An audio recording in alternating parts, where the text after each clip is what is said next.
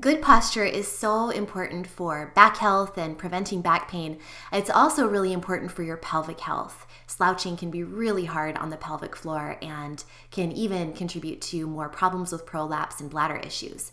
I'm going to show you some ways to keep good posture even when you're relaxing, but first I want to show you an example of bad posture and how we can fix it. So here we are, forward head, we're kind of slumped forward, hanging in our ligaments in our hips. What we're going to do first is bring that chin back so the back of the neck lengthens and your ears are over your shoulders. Then we'll think about those shoulders, widen them apart. Your shoulders are relaxed down and away from your ears. Shoulder blades are down on your back. And then you're going to think about your ribs. Make sure that the ribs are not thrust forward and up. Your rib cage isn't thrust forward. You want to pull it back and then make sure that now your shoulders don't hunch forward too much. Take a look also at your low back when this happens. Is it arched like a sway back or is it tucked under? You want to be nice and neutral in between. We also have to take a look at our feet and make sure that our feet are in line. They're not turned out. They're not, one foot cocked out to the side. And then when we have this nice posture, we want to make sure that basically you're just maintaining this basic posture, this basic shape, when whatever shape you end up putting yourself in to relax. So again, just think about that great posture and maintaining it no matter what you do. You might have to use props as I show in this video. So first thing, if you have ever read a book or maybe just watched TV on the floor, you might have propped your head up in your hands, but look how that cranks on your cervical spine. It really puts an arch in your spine and definitely is not keeping you in that good alignment. So it's better to put your head on your straight arm or ultimately, better yet, on a pillow. Now I'm going to show you my setup that I sit at every day, usually in the morning and throughout the day. I like to sit on this meditation cushion. It's really helpful to get me at the right height for reading and writing at my little desk area, which is just our coffee table. So if you do sit on a meditation cushion, just get yourself comfortable so that your spine can be nice and tall.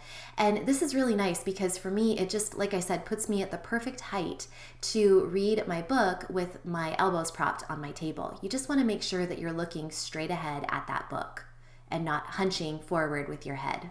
Speaking of hunching, I'm going to do my best slouch here. Slouched posture, forward head, reading my book. A better solution would be to grab some pillows. And again, I told you props were great. You ultimately want your back to be supported at the back of the couch. So if you can't scoot all the way back to the back of the couch, put a pillow in between your back and the couch back. Also, I love having a pillow folded underneath my arms so that I bring the book up to my face a little bit closer.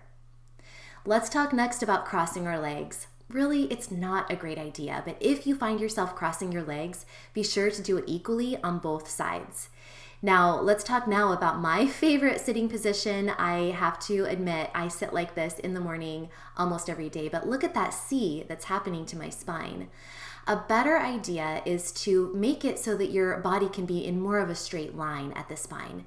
You might need to use a pillow or some kind of small prop, play around with this, so that if you're going to sit in that position, first of all, you switch sides between the two sides of the couch, but also you make sure your spine is in a better alignment. Ultimately, doing anything you can to maintain that proper alignment is really key, as well as moving throughout the day. So this really applies to just your general day, but also periods of time when you're relaxing. Stand up and take little stretch breaks. Our body is connected by a series, network really, of connective tissues that kind of look like this picture here. The fascia in our body connects everything, and it's what you release when you get a massage and when you move.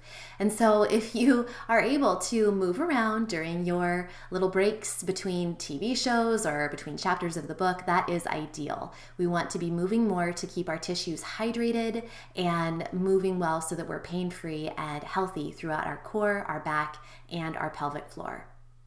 Here are a few basic tips written down for you to keep in mind about posture.